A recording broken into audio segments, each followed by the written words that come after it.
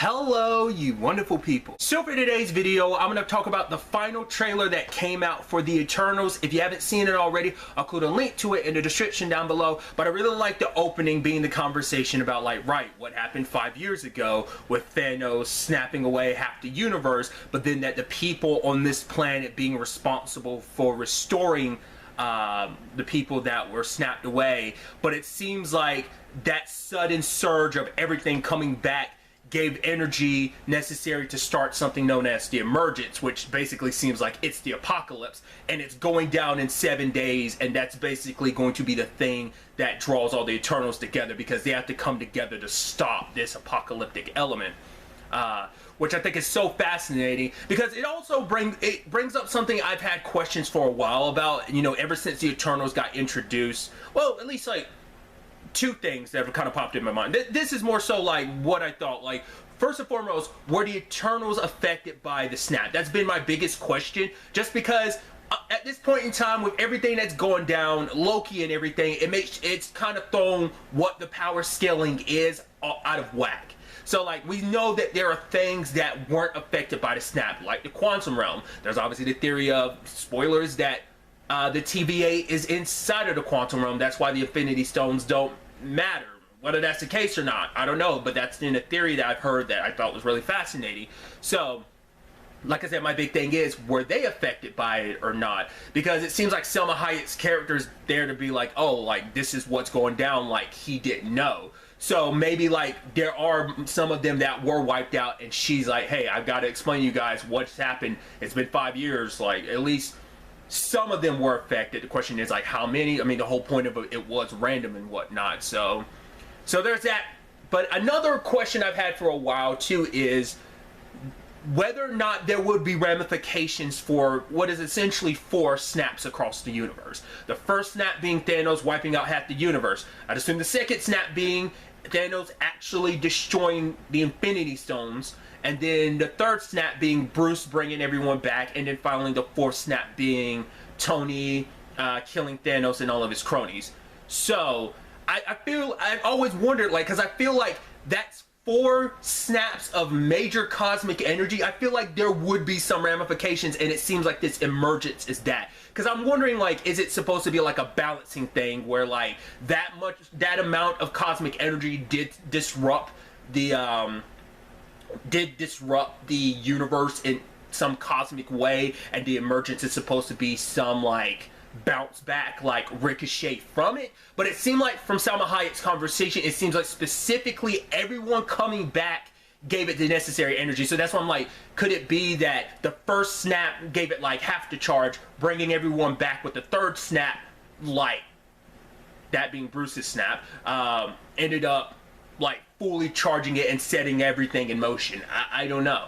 But I just thought that was fascinating, because I kept wondering, like, there's no way there's that much cosmic energy being released. I guess you could make the argument, since like Tony's snap and Thanos' second snap of destroying the gauntlet were on such smaller focused scales, whereas the first and third were on a universal scale, that maybe that changes things. But still, like I said, you can't just have that much energy released and not have consequences. But maybe like Tony's death and Thanos' arm getting messed up like they did were kind of like the ricochet. Those were on small enough scales that ricochet was almost like a necessary balance. I mean, Bruce's arm got messed up from his snap to bring everyone back, but I don't know, it makes me wonder.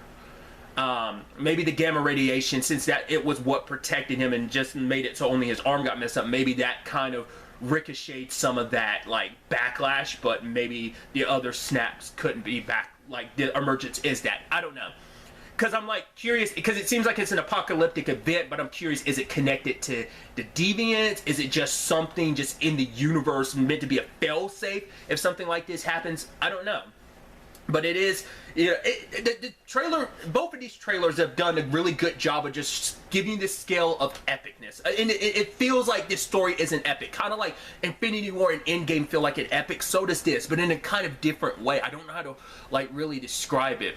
But it is the whole thing of finally understanding like who their enemy is. Like I've heard people talk about the deviants, and I'm assuming like what we see in the trailer is them. Because I thought the whole thing was like, because it seems like the deviants, at least my understanding of it, and I could be wrong, maybe the movie changes this, or maybe like I said, it's just my misinterpretation of it, but it does seem like the deviants are kind of like the yin to their yang, to the Eternals yang, you know, in a sort. So I guess they are just this like these enemies that are in constant like perpetual battle over the centuries, over the millennia, in fact.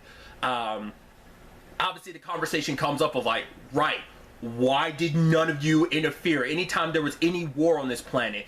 Thanos doing what he did, why didn't you interfere? And it's like, because we were told not to. We were meant to just observe humanity. And it's like, who gave you those orders? And we see what I'm assuming is a Sentinel, which that once again puts the whole thing of like, okay, so in the grand scheme of like the observers and the watchers, I mean not the observer, but like the Eternals, the watchers, and like the Celestials, like where does that power scaling stand? Because the watchers seems like to be like, no, let's legitimately just watch and not interfere. It doesn't seem like the Eternals kept it, at least some of them did, and I think that's what leads to some division amongst the group, because like some of them aren't okay, because like when you spend so much time around humanity, there's that line from Angelina Jolie's character of like, right, when we loved him, and when you love something you protect it. And it's like, there are probably instances that they did interfere when they weren't supposed to. And there were times when they wanted to, that's probably like a big division of the group of those who wanted to interfere and who did, and those who did want to interfere but didn't. So that probably like is a big reason why the group ended up divided. I mean, it's like, when you've come to love this species as much as they have, and then it's like, wait, I mean, I'm sure it also leads to a God complex thing of like, oh, we are worshipped like God, so I'm sure it got to some of their heads, and that might lead to some of that division too. But I think the trailer also did an interesting thing too of showcasing just a little bit more of the powers, because at one point in time, well, we see one of the Eternals is full-blown Superman and gets superhuman strength, laser beams. We've gotten bits and pieces of like Angelina Jolie's abilities. There's like a bus like flipping down the street or whatever, and it seems like one of them turned it into like a petal of roses, and I'm like, what is that ability necessarily? Is that the main thing, or is that just a manifestation of what, like, it could do other things? Like, is it kind of like a, I think one of them does like have a transmutation, almost like an alchemy level ability of like, you can turn anything into something else. Like that might be kind of, we might have been witnessing kind of like, because when I think like I'm thinking like Full Metal Alchemist when I'm thinking alchemy and stuff like that. So I wonder if it's something along those lines, because I believe one of them has a similar ability to that.